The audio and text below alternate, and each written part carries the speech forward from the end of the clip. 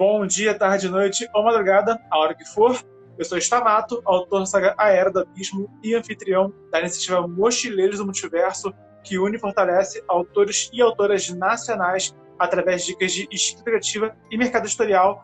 Essa é a live e o podcast literário com a Ana Lúcia Merege. Uma honra imensurável ter você aqui de novo. Boas-vindas, Ana. Como é que está? Boa noite, tudo bom?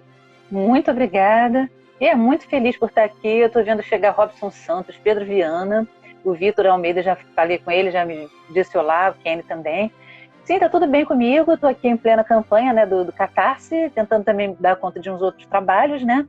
Os trabalhos da Biblioteca Nacional, os trabalhos de escrita, que não tem faltado, por sorte, né?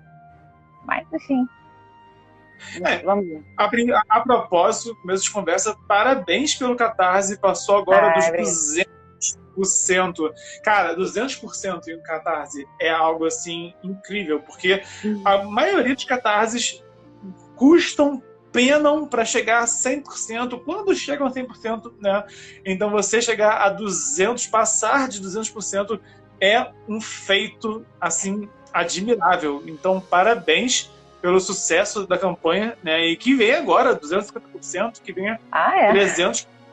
Pô, muito obrigada mesmo. A gente também ficou muito feliz. É verdade que a Drácula não começa com um valor muito alto, né? A gente calcula um valor bastante baixo, até porque a gente está mais preocupado em realmente poder imprimir os livros e fazer chegar às pessoas. Mas quanto mais a gente crescer, quanto mais pessoas aderirem, primeiro que a gente vai ser mais lido. Então, para nós é excelente, né? Segundo, que a gente consegue agregar novas recompensas, né? Inclusive, a gente está para anunciar, assim que nós conseguirmos bater os 225%, que vão dar um incrementozinho no desconto para compras no site, a gente vai anunciar novas recompensas e a gente já pode adiantar que vai ter literatura extra. A gente vai ter contos extra, né? Não só meus e da Alana, minha parceira de escrita, mas de outros escritores que se juntaram a nós. Né? E a gente vai oferecer para as pessoas outros contos baseados em contos de fadas, né?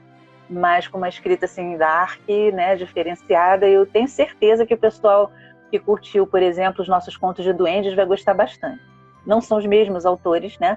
Mas são autores assim também de literatura fantástica nacional que a gente encontra nas coletâneas, que inclusive fazem parte dos combos também.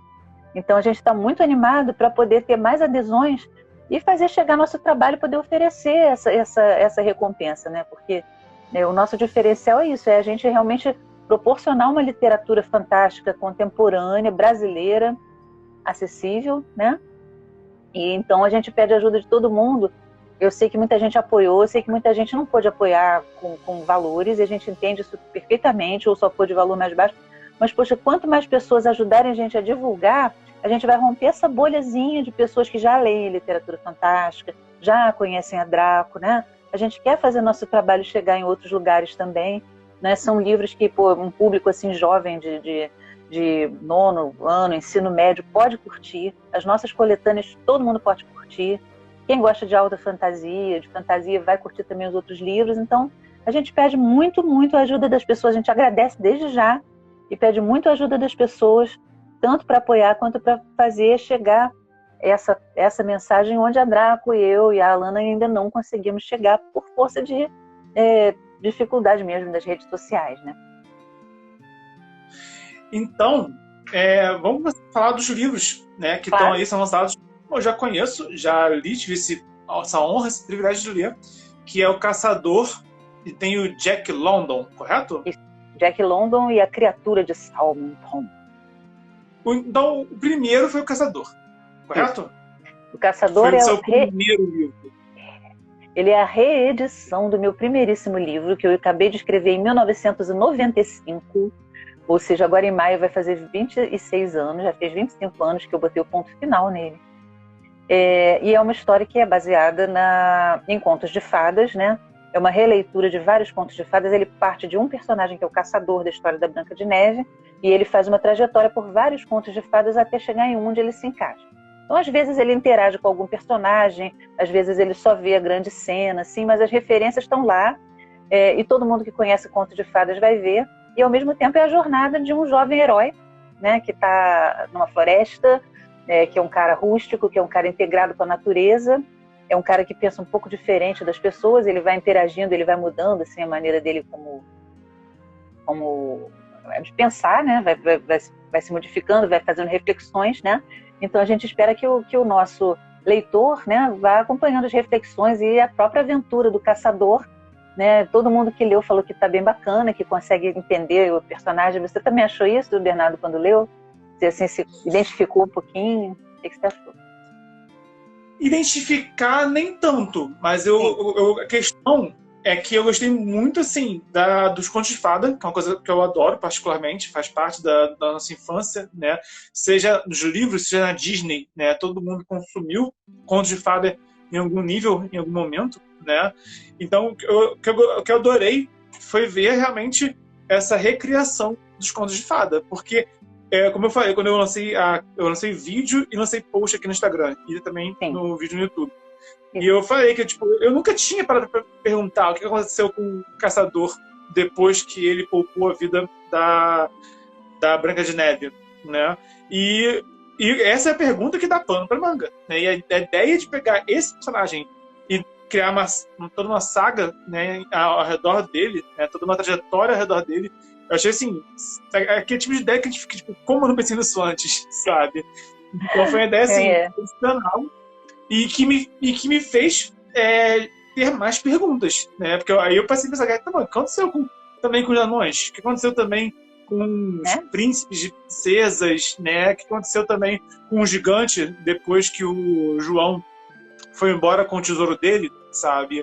Então, é isso que eu acho que é maravilhoso, em todos os sentidos, né? A gente ficar essas perguntas que nos levam a imaginar as histórias, né? Então, um livro que consegue fazer o leitor pensar além da leitura, né? Um livro que termina a leitura e a mente continua fervilhando, borbulhando, acho que é uma das melhores experiências que a gente pode ter como leitor, e é isso que o Caçador me proporcionou do começo ao fim.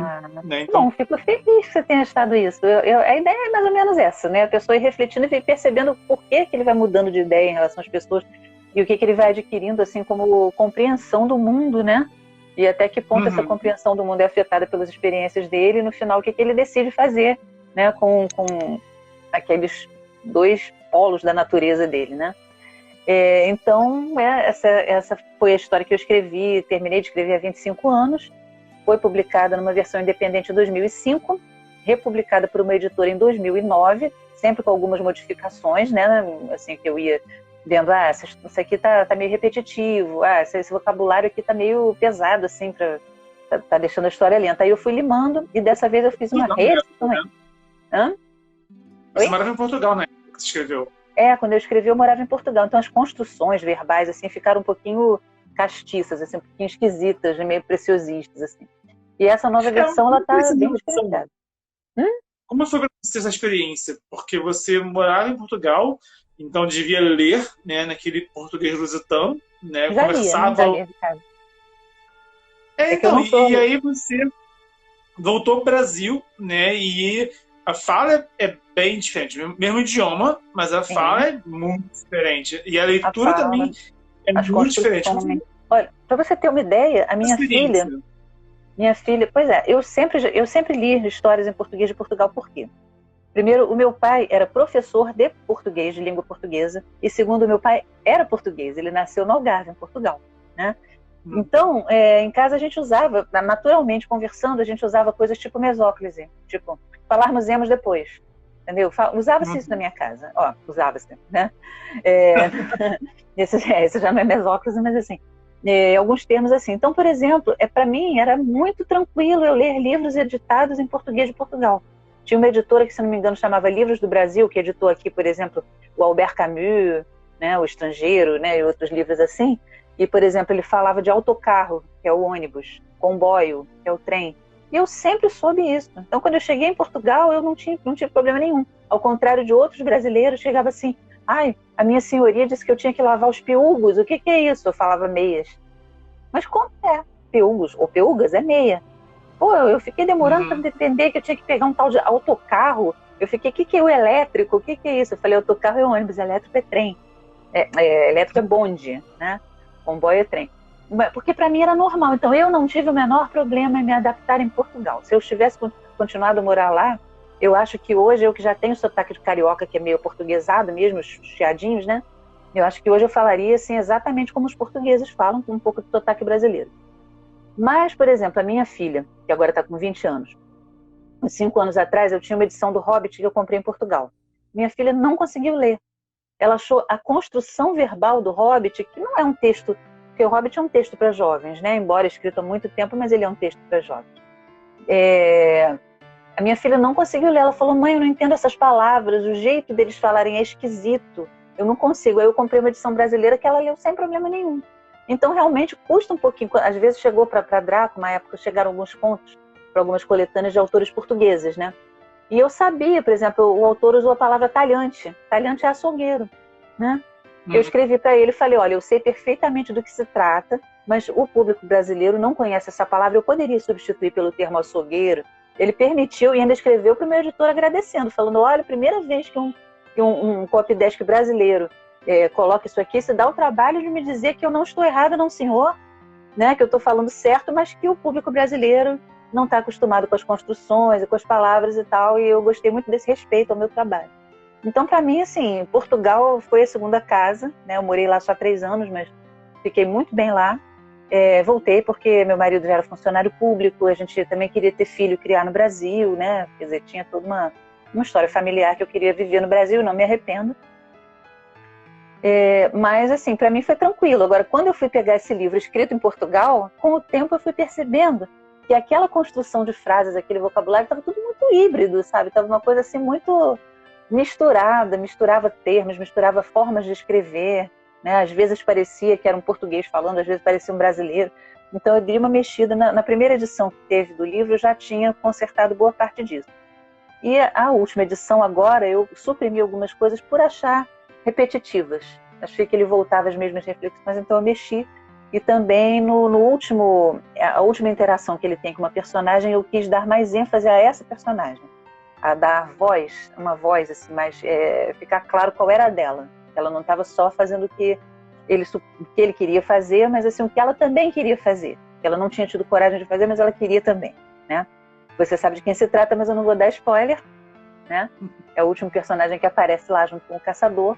Então esse é o livro que a gente está reeditando agora, né, com uma capa muito bonita do Eric Sama, e junto a gente está fazendo um outro livro que eu escrevi a 4 mãos com a Alana Dilene. Esse o Bernardo não leu, talvez alguém aqui que esteja aqui na live tenha lido, né, porque a gente está com divulgação. E esse, o Jack London e a Criatura de Salmon Pond, pegou como personagem o escritor Jack London, né, que foi um escritor, escreveu Chamado Selvagem, escreveu Caninos Brancos e outros, Lobo do Mar e outras histórias. E ele, além de escritor, ele foi muitas coisas. Ele foi aventureiro, andarilho, ativista social. Ele, desde novinho, trabalhou em fábrica, foi operário, sabe? Ele foi daqueles caras que viajavam assim, de clandestino no trem. Então, ele teve uma vida assim, curta. Ele morreu com 40 anos de idade só. Mas ele teve uma vida assim, muito rica em experiências, né? Deixou muita coisa escrita, influenciou muitos autores, com Hemingway, Cormac McCarthy, né, e outros escritores que escrevem muito essas histórias de aventuras, assim, que descrevem muita paisagem, coisas assim ao ar livre. E principalmente Caninos Brancos e o Chamado Selvagem, são os mais conhecidos, que eu li quando era criança em versões adaptadas, né? Adorei, aquilo mexeu um pouquinho. Se alguém perceber, talvez até no Caçador, meu primeiro livro, consiga perceber um pouquinho daquela parte quando ele fala de lobo, da natureza, do lobo, das estações e tal, tem um pouquinho ali. Outro livro onde aparece isso bastante é Ana e a Trilha Secreta, que é o meu livro infanto-juvenil, escrito em 2015, que é sobre a Ana de Braike, personagem do Castelo das Águias, quando ela era mais nova e morava com a tribo dela de elfo na floresta. Então ali é uma coisa meio xamânica, e por isso a gente acabou chamando essa campanha do Caçador e o Jack London de Lobos da Fantasia, porque o que tem em comum nessas histórias é a presença do lobo, o simbolismo do lobo, que tanto pode ser feroz, agressivo, predador, como pode ser protetor, mestre, sábio, né? Como ele é em muitas culturas mais antigas. Então, Jack London é uma história de investigação. Ele está no Klondike. A gente pegou um episódio da vida dele que ele realmente foi para a corrida do Klondike no final do século XIX, se associou a algumas pessoas e ficou vivendo numa cabana, passou o inverno lá numa cabana, né? Na vida real, ele adoeceu, teve escorbuto, ficou muito mal. Mas na história a gente resolveu botar ele jovem, né? Tomando nota de tudo o que acontecia, o que realmente ele fazia. Ele juntava as pessoas na cabana para ficar debatendo política, darwinismo, situações sociais, Marx, né? Todas as coisas que ele estudava loucamente, era autodidata. E a gente colocou ele participando de uma investigação ao lado de um tenente da polícia montada, porque alguns corpos começam a aparecer com marcas como se tivessem sido atacados por cães ou lobos. Lá tem muitos cães de trenó e muitos lobos também, e animais mestiços, né? Então eles ficam querendo saber o que aconteceu, mas na verdade é uma criatura, né? Que eu não vou explicar exatamente, mas tem a ver, assim, com uivos e arranhões, com lacerações profundas, pelos, transformações à lua cheia, todas essas histórias assim. Então, o Lobos da Fantasia é a nossa campanha, né? São 2 livros que podem ser apoiados individualmente ou em dupla. Eu sugiro em dupla, porque a dupla vai dar direito a recompensas bem mais legais, né? E a gente já está com marcadores, postais, descontos, né? O frete é grátis para todos os combos. E a gente espera em breve poder oferecer esses contos, né? Que vão chegar para as pessoas e supostamente assim a gente vai conseguir chegar a oferecer um livro gratuito, como aconteceu na campanha Vikings Nidhogg do Eduardo Cassi. E a gente fez um livro com 4 contos e um texto meu sobre as sagas escandinavas. Então eu acho que vai valer muito a pena. E as pessoas vão apoiar 2 livros, vão levar 3. E acho que vai ser muito legal. Eu apoiei a versão que dá os 2 livros e também as coletâneas da Draco, né? Que eu tenho algumas, mas não tem problema que eu dou de presente para alguém. Então, para mim é só Nossa, lucro. eu te agradeço muito, muito, muito. Te agradeço demais. E você, né, ainda vai receber o caçador extra, você dá de presente para alguém também. Com certeza. Tá? Então... Só que algumas pessoas me perguntam se vai assinado, autografado. Infelizmente, não, tá? Se eu morasse em São Paulo, eu juro que eu botava uma máscara tripla, pedia proteção de todos os deuses lobos, todos os orixás, tudo, ia lá na sede da Draco e autografaria com carinho cada livro para vocês. Só que eu moro em Niterói, Rio de Janeiro, e no meio da pandemia não tem condição de eu ir até São Paulo, assim como não faz sentido o editor enviar de São Paulo os livros para mim, para eu autografar, reempacotar tudo e mandar. Isso ia onerar muito o frete, ia demorar o tempo, e vocês vão receber o livro bonitinho, lacradinho, tá? Que o Draco está fazendo uns pacotes muito bonitos, lacrados. E aí, né, fica o convite para quando a gente voltar aos eventos presenciais, quem for do Rio, se encontrar comigo na Biblioteca Nacional em algum lugar, quem for de São Paulo, Porto Alegre, Bahia, alguns lugares que de vez em quando eu visito, marca lá e com todo prazer eu autografo sim, tá? Mas nesse momento não vai ter... escritores é engraçada, porque realmente a gente gostaria, né, que fosse tudo também autografado, lógico, né? Eu até falei com uma escritora recentemente aqui no Instagram e perguntei para ela, né, se o livro dela vinha autografado, já que eu estava comprando no site dela. Às vezes, quando o escritor vende no próprio site, aí consegue, tá em casa já o livro, né, consegue ver autografado. Mas a lógica de imprimir o livro, né, acho que tem uma coisa do destino, que geralmente escritores cariocas imprimem o livro em São Paulo e escritores paulistas imprimem o livro no Rio de Janeiro. Deve ter rolado algum... A Pendragon é no Rio, né? Ou não? Pendragon é no Rio. Não. A Pendragon já esteve... A Pendragon já esteve já... A gráfica já mudou bastante já. Os editores-chefes já foram do Rio já, mas atualmente são de São Paulo. Interior de São Paulo. Era do Rio. Por isso que eu tinha isso na cabeça, que a Pendragon era carioca, mas não é não. Ela agora está em São Paulo. Nada no Rio, mas hoje em dia está em São Paulo. E eu acho interessante que você usou o lobo, né, como imagética em comum, né, não só nesse livro, né, também outras histórias suas também. E é curioso que o lobo, ele é uma figura um tanto ambígua, né, que geralmente ele é a imagem do mal, né, ele é a encarnação do mal em algumas histórias, né, que é um predador implacável quando ele quer, né, mas também quando a gente olha a natureza do lobo, né, de ser um animal muito tribal, né, muito família. Eles têm assim, eles protegem muito uns aos outros, sabe? Eles acabam se identificando.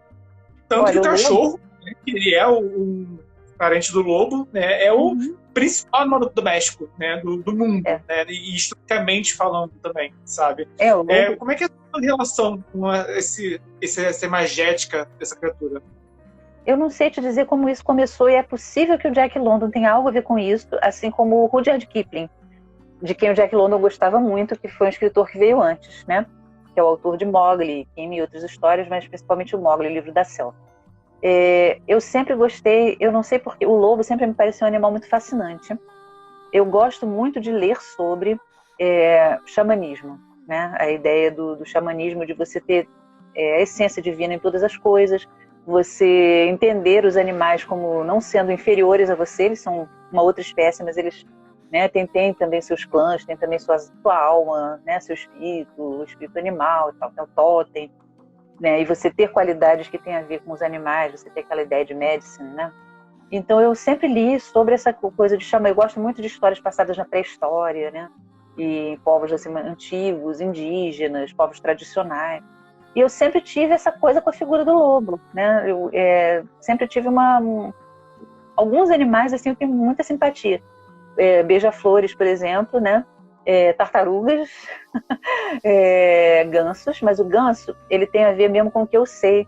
O ganso, ele é visto como o patrono dos bardos e dos escritores, que escreviam com uma pena de ganso, né? Então a ideia da mamãe gansa. Então até em Atelgard, quem lê os livros de Atelgard, principalmente a Ilha dos Ossos, né, vai descobrir que a confraria dos bardos de Atelgard, né, os bardos que se correspondem, assim, eles se chamam a si mesmos de confraria do ganso. É justamente por isso, porque o ganso é aquele que escreve com a pena, né? Então o ganso é a inspiração dos escritores, o ganso selvagem, né?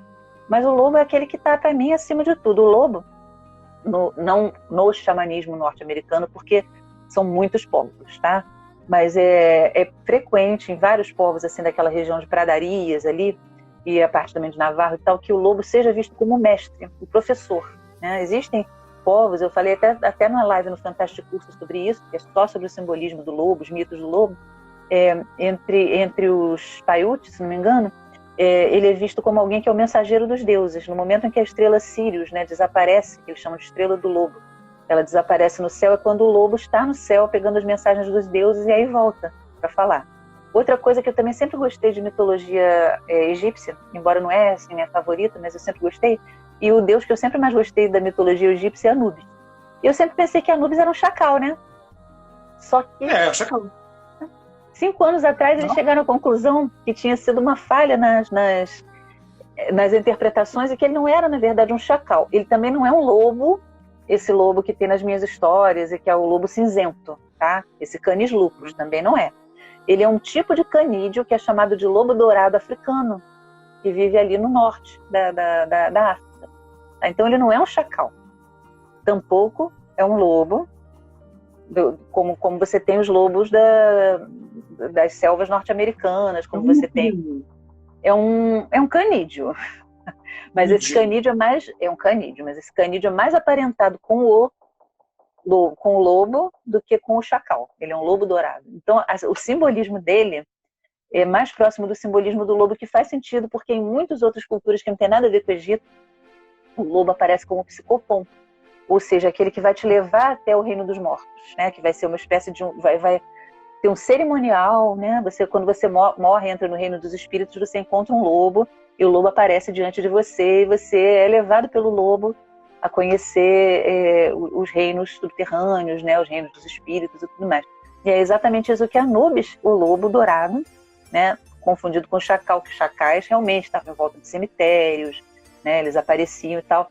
Mas ele, na verdade, ele não seria um lobo. Ele tem, inclusive, Anubis tem um outro deus chamado Wadjet, que esse sim, ele é até mais lupino, assim.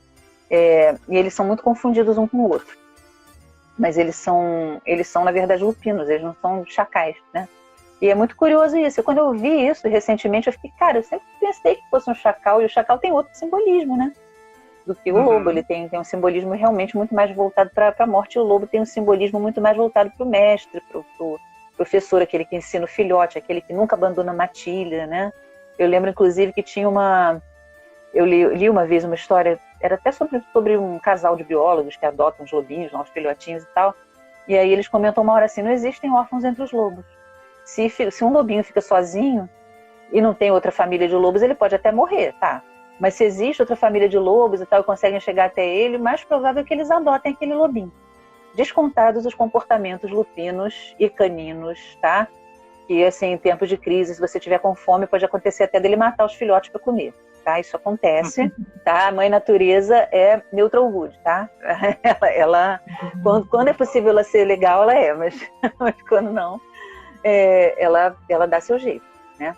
Mas que quando tá tudo bem, eles costumam adotar o filhote do outro. Como adotaram crianças, como adotaram tanto Mowgli quanto crianças na vida real, né? Na Índia, em outros lugares assim, as crianças ficaram vivendo lá, né? Cães também fizeram isso. Então, eu sempre tive essa coisa do lobo, né? Eu sempre tive esse negócio de ter eu tive sonhos com lobos, assim. Aí já entrando mais no campo do pessoal, eu tive sonhos com lobos, eu tive assim, inspirações para escrever histórias com lobos e tal. Então eu sei lá, né? Se existe alguma coisa de espírito totem, é possível que eu tenha a ver com os lobos. Posso descobrir que é um tamanho lá, né?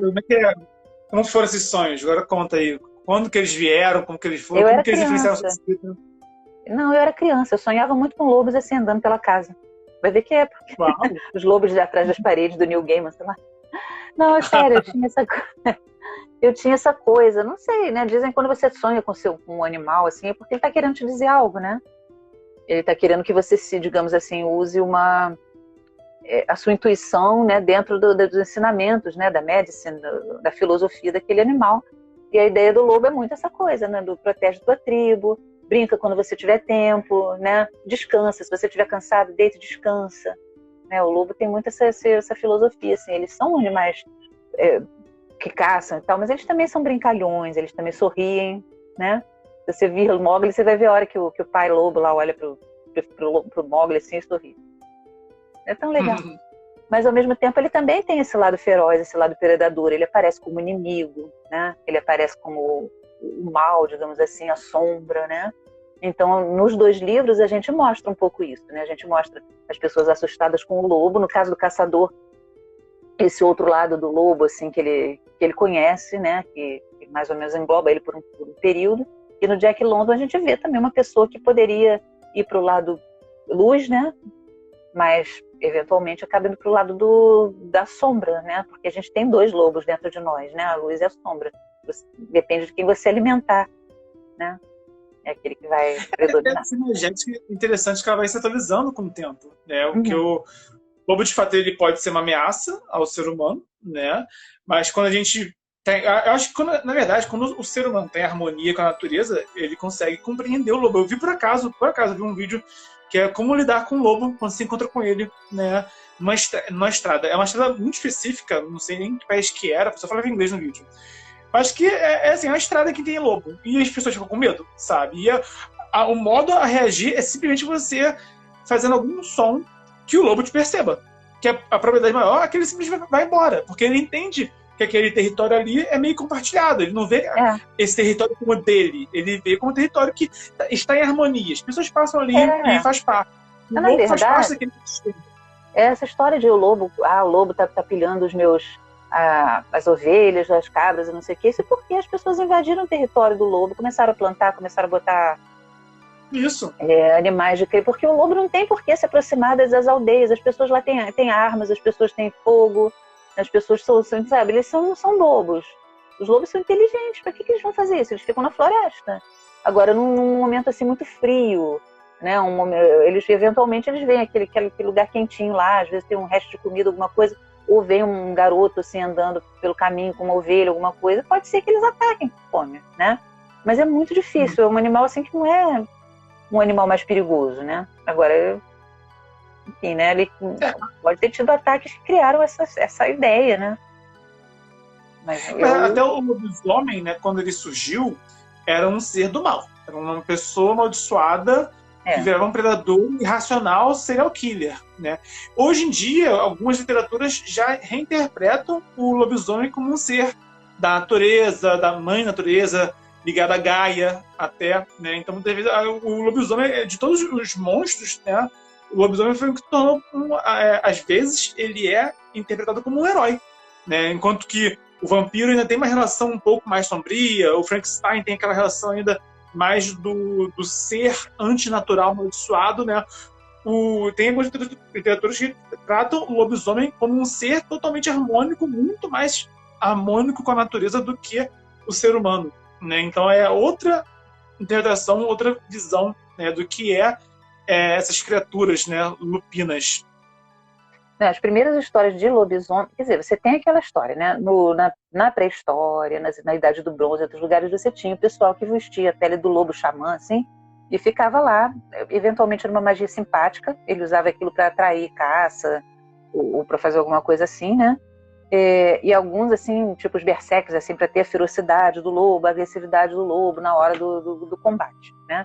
Mas, geralmente, nessas sociedades tradicionais, ele não era visto como inimigo, ele era visto como alguém feroz, a respeitar, como você respeita um outro guerreiro de um outro povo que é feroz e tal, e você queria essa ferocidade emprestada para você poder lutar, ou para você caçar, né? Um grupo, tudo mais. Mas depois ele começa a aparecer como sendo fruto de uma maldição, né? Aquele primeiro lobisomem da história, né? Um deles, né? O mais conhecido, que é o Licaon, né? Daquela história de um povo lá que o cara serviu carne humana para Zeus, né? Para ver se Zeus descobria, aí foi amaldiçoado, se transformando em lobo. E outros na Idade Média também eram amaldiçoados, tomando a forma de lobos e ficando irracionais. Então o lobo começou a ser associado com a maldade, com a maldição, né? Mas na verdade sempre teve aquela ideia de algo feroz que existe em você. Se existe em você e ataca, é porque ele está em desarmonia com algo, né? Mas, em princípio, ele sim, seria um filho da natureza, né? Todos os animais são, né? Esses povos que viviam muito integrados com a terra, viviam de acordo com as estações, né? Eles tinham respeito por esses seres. Hoje mesmo, na Bulgária, na Europa Central, ali, na parte rural, eles têm festivais do lobo, né? Tem um período, assim, que é dedicado ao lobo, e eles têm uns ritos, assim, por exemplo, tem uns lugares da Bulgária que a criança mais jovem da família, jovem não bebê, né? Mas a criança mais jovem da família pega uma travessa com carne crua, leva para a orla da floresta, chama os lobos lá e vai embora correndo. Nem olha, né? É uma forma assim, tipo, como se fosse de você fazer um sacrifício, você honrar o lobo que vive ali na floresta, que não foi para tua casa te atacar, você deu alguma coisa para ele, né? Então, quer dizer, você reconhece essa natureza selvagem, né? Então, a ideia do lobo acho que né, de você viver com a ideia do lobisomem em harmonia, justamente assim, você ter consciência da tua natureza selvagem, como acontece até com o caçador da história, né? Você tem consciência do lobo que existe em você, do ser que existe em você, mas você não deixa ele te dominar no sentido de você perder a tua consciência humana, de você não racionalizar, né? Você vai usar no momento que você tiver que ser agressivo, que você tiver que caçar, mas você, né, não vai deixar ele te dominar a ponto de você sair matando e rasgando. Então eu acredito muito nisso. Eu acho que se a gente deixar o lado sombra tomar conta, né, o lobo fica muito feroz. Mas o lobo também pode ser brincalhão e sorridente, o meu é. Eu gosto muito de falar com você, porque você sempre traz muita informação, muita cultura, muito conhecimento. Você sempre cita Grécia, sempre cita, tipo, antes de Cristo, depois de Cristo, né? É muito enriquecedor conversar com você. Como que você usa isso tudo que você conhece, estuda sobre mitologia, sobre cultura, na sua escrita? Você usa mais a sua criatividade e sua licença poética, ou você busca realmente retratar e emular essas culturas antigas na sua escrita? Eu sempre falo que quando as minhas histórias são, por exemplo, tem dois tipos vamos dizer assim, 3 tipos principais de história que eu posso escrever. Eu posso escrever histórias passadas em universos imaginários, como a Telgarden, que é o mais famoso deles, né? Mas tem outros também. Tem o universo que tem no espaço, Medistelara, né? Tem um outro universo que está aparecendo nas coletâneas chamada Tempo, né? Tempo de Exploradores, Tempo de Dragões, que é um universo que está começando, está incipiente, que tem um povo que é dragão antropomórfico. Eu posso escrever histórias que são passadas nos dias de hoje ou numa época assim, muito próxima, e aí elas podem ter um elemento fantástico, mas são pessoas de agora. E eu posso escrever histórias passadas num outro tempo, uma época que eu não sei bem como era, porque é muito antiga, tipo as histórias do Baltazar da Clepsida, que aí são contos fantásticos passados na antiguidade, né? Ou na Idade Média desse lugar aqui, como aquele do conto de medieval da Espanha muçulmana. Então, em todos os casos, eu sempre uso, claro, a minha imaginação, eu sempre uso a minha bagagem cultural, coisa que eu venho lendo desde pequena. Eu acho que você talvez depois volte às perguntas, mas eu vi uma pessoa que perguntou, falando que ele é escritor de fantasia, mas gosta de ler filosofia e outras coisas assim. Pode ler. Leia de tudo, meu amigo. Tudo que você gostar, tudo que você quiser vai ser positivo para você. Tá? E mesmo que digam, isso não vale a pena ler, tudo que você gostar de ler, que te instigar, leia. tá? Leituras diferentes daquilo que você escreve são ótimas, porque elas vão te ajudar a ampliar a sua rede de conexões com outras coisas. Quando eu escrevo história, passado algum período histórico, mesmo que eu não tenha um personagem histórico ali, ou que ele seja só mencionado, eu já tive história que eu escrevi sobre o Carlos Magno. Então eu tive que pesquisar bastante sobre a vida do Carlos Magno para dizer qual era o nome das filhas dele, aliás, horríveis, né? Rotrude, sabe, os nomes horrorosos, mas eu posso escrever histórias em que tem os meus personagens criados por mim, mas que mencionam lugares e tal, então eu tenho que pesquisar sobre aquele, igual Jack London.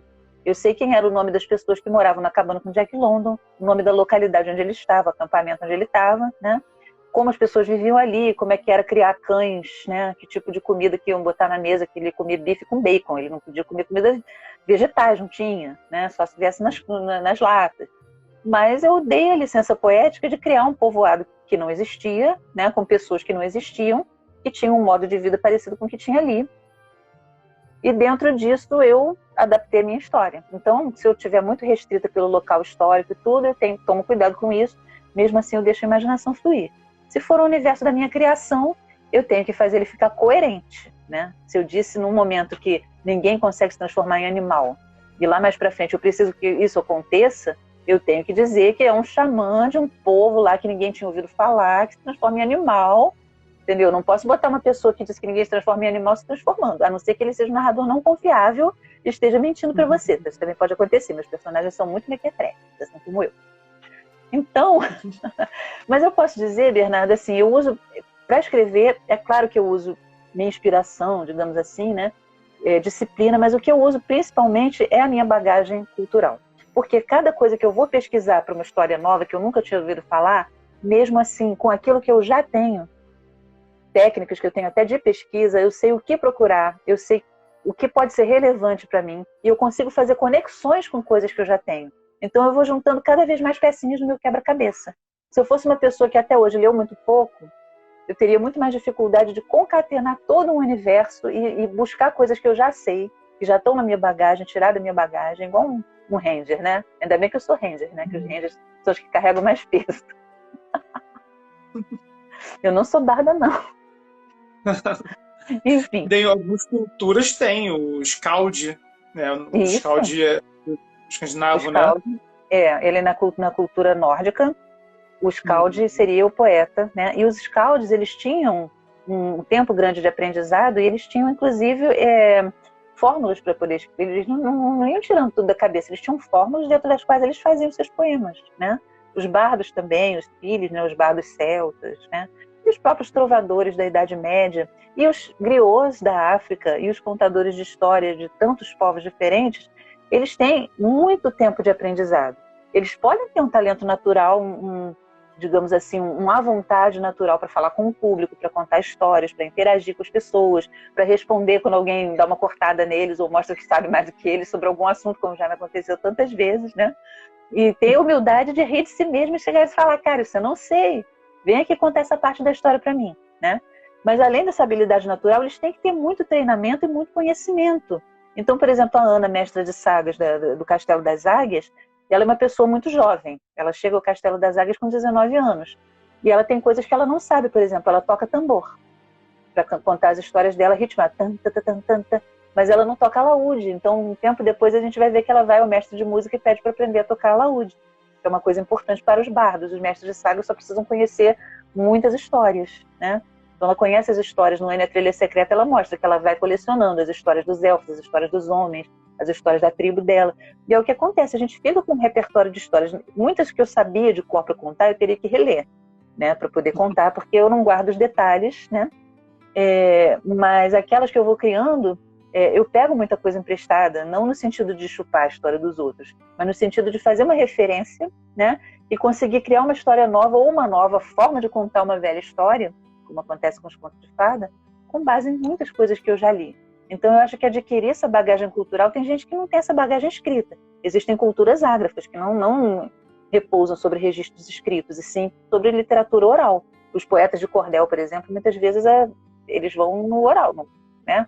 Eles ouviram as histórias, né? Ou os povos tradicionais do Brasil, de outros lugares da África, da Ásia, da própria Europa.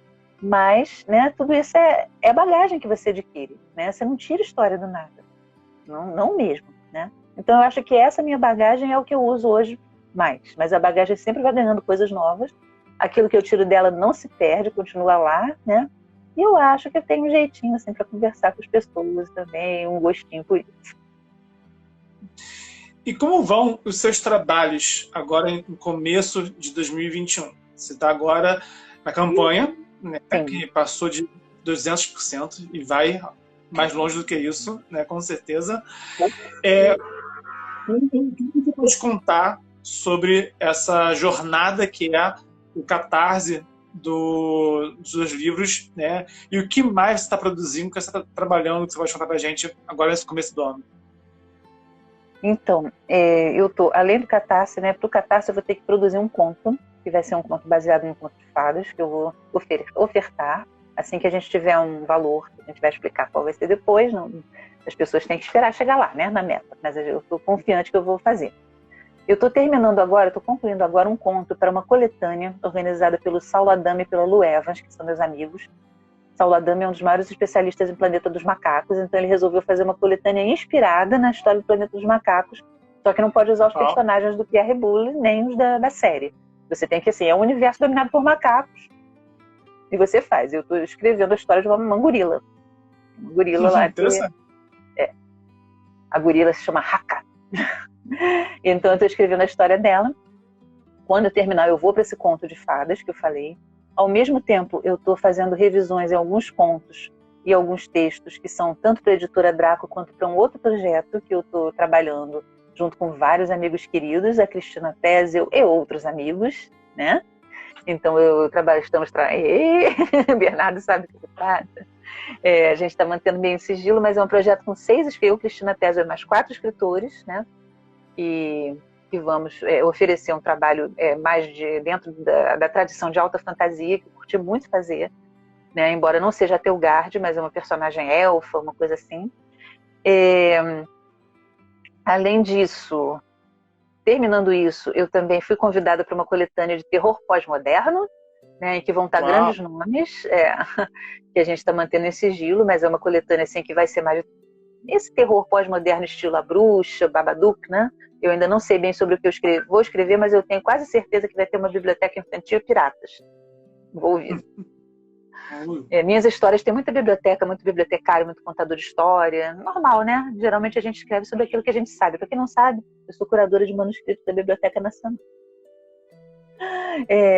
E o que mais que eu estou fazendo? Bom, e tem toda essa parte de trabalhos com a Draco, que inclui assim, fazer muitas revisões, copydesks, ajuda na divulgação, né? Porque é uma editora na qual alguns autores assim, né, são muito ativos no sentido de dar uma força. É uma editora independente, né?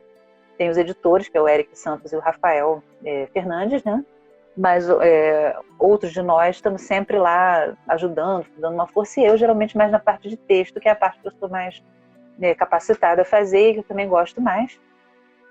E assim, tem os trabalhos da Biblioteca Nacional, que eu estou escrevendo textos sobre a história do livro, tenho publicado sempre.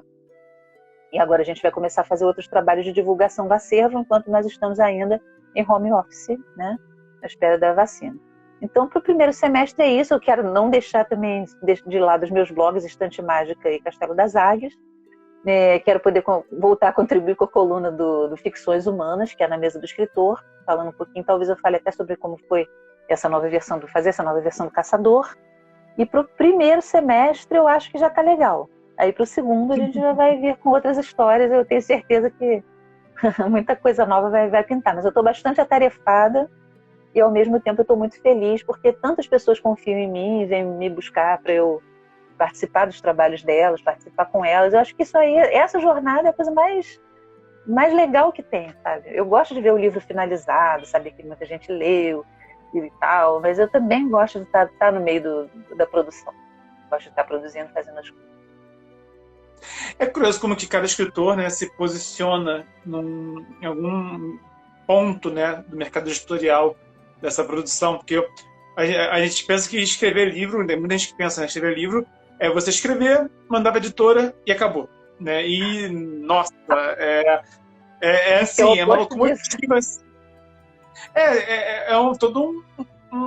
É uma jornada imensa entre escrever, entre revisar, entre preparar o texto, né? né, em publicar o livro, na pós-produção também, de divulgar também, né? A Café com Leitura falou aqui embaixo, Ana é inspiradora, gosto muito de ouvir, né? E a Ana é blogueira literária, tá aqui divulga. E a Ana, a Café com Leitura, a Ana Cláudia, ela é dedicada à literatura nacional, sabe? Então é uma blogueira que se dedica realmente muito mais, acho que exclusivamente, que eu saiba, aos textos que são publicados, os livros publicados hoje no Brasil, sabe? Lógico que ela lê clássico, ela lê Clarice Lispector, que ela adora, mas só quando ela é Brasil. Né?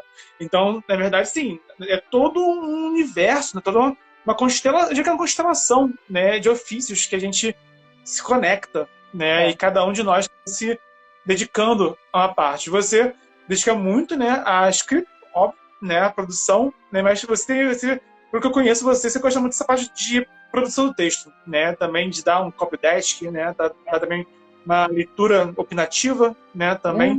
Quais são as partes desse mercado literário que você Quais são as partes que você mais gosta? Conta pra gente. Quais partes toda essa cadeia de produção, quais que você mais gosta? Então, pois é, eu gosto de trabalhar com texto, né? Então, o que acontece?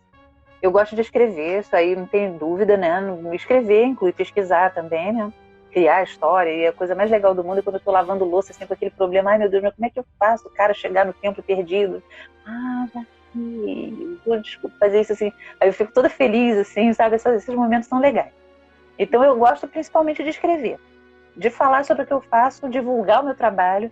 Eu gosto e eu tento não divulgar sendo chata, né? Assim, às vezes a gente é até um pouquinho insistente. Na época do Catarse não tem jeito, nós ficamos todos meio chatos, porque realmente a gente tem que mostrar para as pessoas o que está fazendo. Não tem muito jeito de jogar lá e deixar que a natureza se encarregue, porque, né, tem que caçar, né? Mas eu tento fazer isso de forma assim um pouquinho menos massacrante, né? Falando um pouco sobre os contos de fada que eu estou trabalhando no livro, dando um histórico, falando sobre o Jack London, né? As lives às vezes são assuntos diferentes, né? E eu acho que isso é bacana, né? Porque a gente não fica marretando sempre a mesma coisa, mas passa o nosso recado, né? Aliás, assinada subliminarmente, depois eu vou falar o endereço do Catarse, quem sabe. E outra coisa que eu gosto é de mexer, ainda na ideia de mexer com o texto, é o copydesk. Por quê? Você faz a leitura beta ou leitura crítica, você vai encontrar pontos assim que você não curtiu, que você achou que não foram coerentes, um personagem que podia ser mais bem desenvolvido, uma ambientação que pode ser melhorada. Ok, quando você tem um livro com pequenos problemas, né, pequenas coisas que você pode apontar, não tem problema nenhum fazer. Só que você recebe muitas obras que não estão nada legais e que exigem um trabalho muito grande por parte do escritor, tá? Eu acho que, assim, lógico, tá? Pode ter editores ou coisa assim, ou falar que reescrevem toda a história para o autor. Eu já não acho isso bacana. Eu acho que o autor tem a voz dele, né? Então, quando eu vejo que assim, se a premissa foi boa, claro que eu vou dizer, né? Olha, sua ideia foi muito legal, né? O roteiro da história que você está me passando, olha, é assim, acontece isso, por isso, beleza. Só que assim, a execução ainda está muito crua, e você tem autor que ainda está muito cru. Então você tem realmente aquela dor de chegar para a pessoa e dizer, olha só, eu acho que num ponto em que está, você aproveita a sua ideia, tal personagem está muito bacana, agora isso aqui precisa reescrever, você devolve para o autor e fala para ele reescrever. Você não vai reescrever tudo para o autor, eu acho chato, né? Quando você tem um autor que tem uns pontinhos assim que pode melhorar, não sei o quê, e você dá umas dicas assim, a pessoa vai e faz, aí beleza. Mas não é a minha parte favorita realmente. Eu prefiro que tenha um leitor crítico antes de mim, que essa pessoa aponte todas as questões do livro, que o autor retrabalhe, né? Que esteja ok. E aí quando o livro vem para mim, o que eu vou fazer? Eu vou arredondar a forma dele de dizer uma coisa, mas ele disse aquilo. Não vou mexer no teu jeito de escrever, né?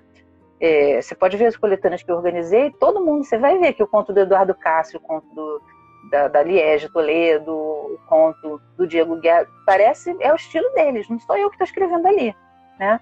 Mas eventualmente eu arredondei, eu mudei um sinônimo, às vezes a mesma palavra é usada, mas assim, em sequência eu mudei uma, né? Eu sugeri que uma pessoa não usasse um termo que fique esquisito na boca dessa pessoa. Eu achei, olha, essa frase aqui está repetitiva, vamos aglutinar, entendeu? Eu estou mexendo com a carpintaria do texto, mas eu não estou interferindo nem na linguagem da pessoa, nem na história da pessoa, nem estou dizendo que determinado personagem podia morrer, porque às vezes o leitor crítico faz isso, né? Ele, olha, esse personagem aqui está sobrando, mata ele, entendeu?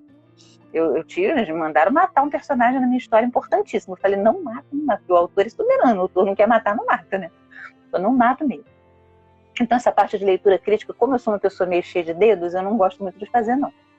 Mas a parte do copy desk, quando alguém já brigou tudo que tinha que brigar, e o escritor já chorou todas as suas lágrimas e o manuscrito já tá bacana, aí fazer o arredondamento dele, dar aquela burilada, eu gosto de fazer. As pessoas dizem que eu escrevo bem e que a minha escrita é bacana e fluida, né? Eu Sim. acreditei, então por isso eu me meti a ficar fazendo copy desk dos outros. Então, fora escrever, a parte que eu gosto mais é já dar essa trabalhada no texto já prontinho, já arrumadinho, para deixar ele bacana. Aí depois vem um revisor para ver, né, se esqueceu uma vírgula, se ficou linha viúva, se repetiu aqui uma palavra que eu também esqueço, é bom ter um terceiro olho, né, um terceiro passada de olhos, assim, um texto diagramado, que essa parte aí também, ver se os capítulos estão todos entrando em maiúsculo ou minúsculo, aí já é outra coisa, né? Eu posso fazer também, mas não é muito minha praia. Minha praia realmente é mexer com texto. Aqui entre nós, essa parte ortográfica é chata pra caramba. É um trabalho que eu não faria. Eu ia me aborrecer muito fazendo um trabalho desse. A parte ortográfica é o finalzinho, né? Tem gente que diz, tem umas editoras até, não, a gente faz a revisão. Mas que revisão? Você vai fazer a revisão ortográfica do jeito que o autor te mandou o livro? Porque às vezes, às vezes o autor já teve leitura crítica, leitura beta, o autor é muito bom, e mas às vezes não Eu já recebi livro da Draco, eu cheguei e falei para o Eric assim, Eric, eu não tenho o que fazer com esse livro, o livro está perfeito, foi o livro da Cássia Monteiro. Eu falei, olha, esse livro não tem só uma coisa que era um castigo lá para uma pessoa, que eu falei, olha só, esse livro é mais para o juvenil, morrer empalado é horrível, bota que enforcaram a pessoa. Foi a única coisa que eu falei. Fora isso, eu não tive o que dizer. Eu falei, cara, olha, esse livro tá perfeito, não tem nada sobrando, não tem nada faltando, tá ótimo, né? E já teve livro que eu precisei de pouquíssimas coisinhas, assim, olha, isso aqui, melhor aqui, né? Que tal trocar uma palavrinha por outra? E outros livros que eu vou de vermelho em cima a baixo, mas é estilo, é só arrumadinho, não é nada de, sabe, nada demais, assim, também não. Agora, essa parte, assim, às vezes escapa, às vezes até eu sei. Não é que eu não saiba que tem uma vírgula, que tem um acento. Mas o olho falha, né? Por isso que é bom uma outra pessoa no final olhar.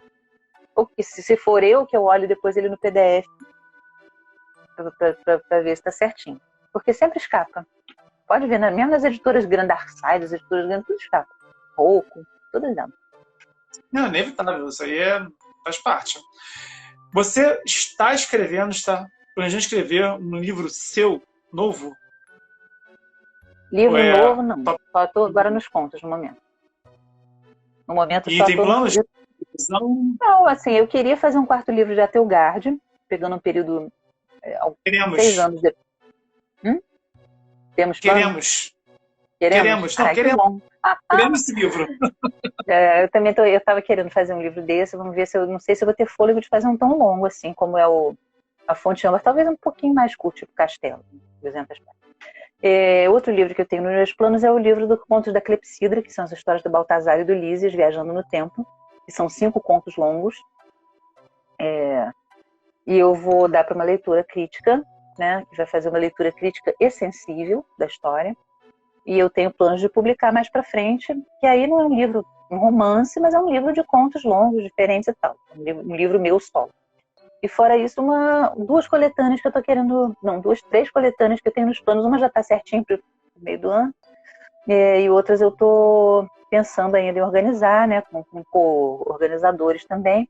E livro solo, eu queria fazer um de Atelgard, mas eu não sei se vai rolar tão já. E tenho os planos de fazer alguns livros juvenis também. Alguns de Atelgard e outros dentro do universo dos contos da Clepsidra, que aí são livros tipo Orlando. Fininhos, 100 páginas, né? Esses eu tô com planos assim mais... Mas só que como eu tô com tanta coisa dos contos para fazer e tudo mais, compromissos que eu assumi com outras pessoas, eu realmente tenho que atender esses compromissos, né? Porque quando você está escrevendo romance, geralmente você fica muito fechadão naquele universo, e aí depois você sair... E, cara, me pintaram tantos convites legais, assim, sabe? Tantos coletivos de autores, eu esqueci até de um. Tá com o coletivo, somos mais de 20 autores, assim, para fazer um trabalho muito bacana também. Só que são vários organizadores, né? E eu acho que tinha até me esquecido que esse também é para esse semestre. Então, quer dizer, muita coisa. E eu acho que hoje em dia a gente está reinventando a literatura no Fantástica, né? Esse modo, né, de fazer as coisas de maneira coletiva, assim, está sendo uma coisa muito legal. E eu não queria estar de fora disso enquanto eu estou fechadinha escrevendo meu romance. Mas eu vou escrever. Conta aqui pra gente, então, aonde encontrar o Catarse, aonde encontrar seus sites, seus arrobas, seus HTTPs, etc. Gente, o site do Catarse, que eu gostaria muito que vocês fossem lá, apoiassem.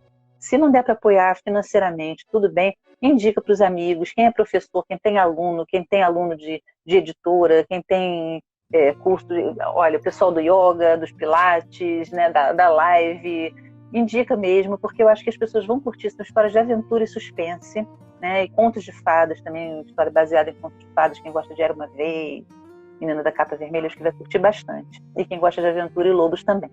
Se puder apoiar, também fico muito feliz, né?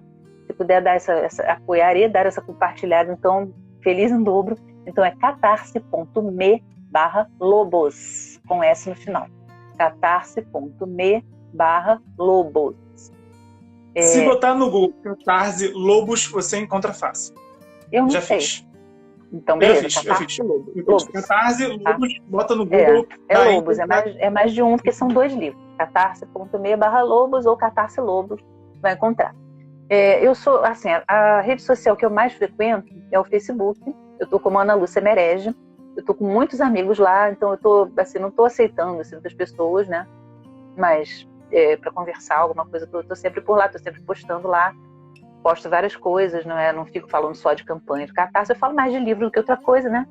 Mas eu também faço outras coisas por lá. Twitter eu tenho ido mais para divulgar o trabalho mesmo. Instagram eu tenho postado fotos minhas, estou como Ana Merege aqui, olha, à vontade, pode me seguir, eu sigo de volta, quase todo mundo, tá? Tenho postado coisas da campanha, tem surgido muitos stories também da campanha. Eu tenho um blog que tem muita coisa que ele existe desde 2002, que é a Estante Mágica de Ana, estantemágica.blogspot.com. Lá tem conto para ler de graça, sabe? Lá tem coisas sobre os meus personagens, tem link para os livros, se quiser comprar também e tal. Eu tenho um outro que é só do Castelo das Águias, castelodaságuias.blogspot.com. Ali também tem conto para ler de graça, post sobre Atelgard, sobre os personagens, link para os livros, link para vídeo. Tem muita coisa ali, tá? Então pode me ler à vontade. Né? No Estante Mágica tem link para contos meus que estão na internet, conto que saiu na revista Trágico, conto juvenil que saiu por aí, conto que saiu na Somnium, que é a revista do Clube de Leitores de Ficção Científica, tá? Eu escrevo um pouquinho de ficção científica mais soft, assim, e space opera, que eu escrevo com o Luiz Felipe Vasques, meu grande amigo. E é isso aí, tá? Reforçando no momento, né? catarse.me/lobos é realmente onde eu queria que vocês fossem para ver lá o trabalho. Lá tem, né? Tem tudo que eu tô fazendo agora. Mas me vejam nas outras redes sociais também. Tenho feito lives no YouTube, né? Vou estar no Instagram do Crônicas Fantásticas dia 13. Vou marcar um da Ana também, do Café com Leitura. Né? Vai sair uns podcasts aí também. E basicamente é isso, gente. O Catarse Lobos está valendo muito a pena. Acho que é assim, o melhor começo de ano e de década para quem gosta de conto de fada, para quem gosta de fantasia, quem gosta de uma leitura boa, sempre assim. Foi o primeiro livro que eu li do começo ao fim nesse ano e nessa década, que estamos no começo de década agora, né? Então, realmente eu tenho certeza que eu comecei o ano e a década lendo muito bem com o Caçador, né? E quero botar também minhas mãos nos outros livros também, né? Principalmente Jack London e também as coletâneas que eu não tive ainda a honra de prestigiar, né? Esse ano eu vou focar um pouquinho em ler fantasia, então com certeza as coletâneas de pessoas que eu não li ainda estão aqui para serem em breve lidas e também comentadas, criticadas, né? Aqui nas redes sociais. Ana, muito obrigado. Você é épica, é uma honra imensurável estar aqui com você. Só tenho só a agradecer a você por tudo que você contribui, tudo que você apresenta, tudo que você oferece para a literatura nacional, para a cultura nacional e também pela honra de estar aqui com você ao seu lado, batendo esse papo com você. Você é uma pessoa que eu admiro como profissional e que eu adoro também como amiga também. Então, muito obrigado por tudo. Olha, Bernardo, eu te digo mesmo, gosto muito de você, acho o seu trabalho fantástico, incrível, tá? Se eu puder ajudar na sua carreira, eu vou ajudar. E eu espero que em breve a gente possa realmente se encontrar e fazer aquele evento juntos que a gente não conseguiu fazer no ano retrasado, mas a gente ainda vai fazer outros, tá? Vamos fazer aquele nosso trabalho que tá rolando, né? E no futuro eu espero que a gente faça outras colaborações também. Eu quero agradecer também a todo mundo que esteve aqui e ainda as pessoas que não estiveram, mas que depois vão ver, que vai ficar no IGTV, né? IGTV, YouTube, Spotify. Então agradeço demais a quem pôde estar aqui, a quem não esteve aqui, mas vai estar lá, a quem pôde ajudar no Catarse e ainda vai ajudar, né? Seja com apoio, seja com divulgação, porque é assim que a gente faz, como eu sempre digo, tá? Se a gente quer ir longe, se a gente quer ir rápido, a gente vai sozinho, se a gente quer ir longe, a gente vai acompanhado. E eu tenho certeza, eu estou indo rápido, e estou muito feliz por isso, mas eu também estou indo longe graças a todos vocês. Então, gente, muito obrigada de coração, tá? Se precisarem de mim, já falei nas minhas redes, estou Ana Lúcia Merege, tá? No Facebook, Messenger, estou no Twitter, Ana Merege, no Instagram também, tá? Sou uma pessoa acessível, não tenho medo de falar comigo, tá bom? E eu espero que a gente se encontre para outra folia. Beijo grande. Ana, brigadão. Beijo pra você. Abraço a todos. É uma honra imensurável. Se gostou, dá like, se inscreve, ativa o sininho. Se conhece alguém que pode se interessar por esse conteúdo, compartilha na rede social. Estamos no desafio 300 inscritos de escrita. É vídeo de mercado editorial e escrita criativa quase todo dia. Então até o próximo e a gente se barra pelo multiverso.